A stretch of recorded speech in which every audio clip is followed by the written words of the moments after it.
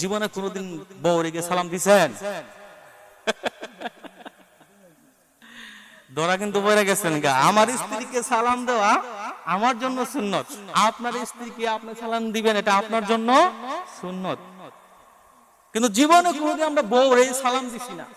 এক লোক এই ওয়াজ শুননা বাড়িতে গেছে, রাত 3টা 3:30 বাজে, স্ত্রীকে সালাম দেওয়া সুন্নত। বাড়িতে গিয়া দরজার নিচে ঠেলা দিছে, বেডি কি করব, খুলছে দোয়ার, খোলার পরে বেটা সালাম দিছে, আসসালামু আলাইকুম। বেডি ফাল মাইরা উঠছে। আরে ফাল মাইরা উঠলেন কে? পুত্রে তোর বাপের দিনে ধরছে। ওইছে নি কাম।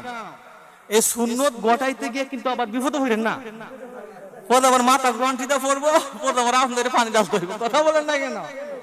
স্ত্রীর সাথে মহাব্বত রাখবেন। হুন্না লিবাসুল্লাকুম ওয়া আনতা লিবাসুল্লাহুন্না।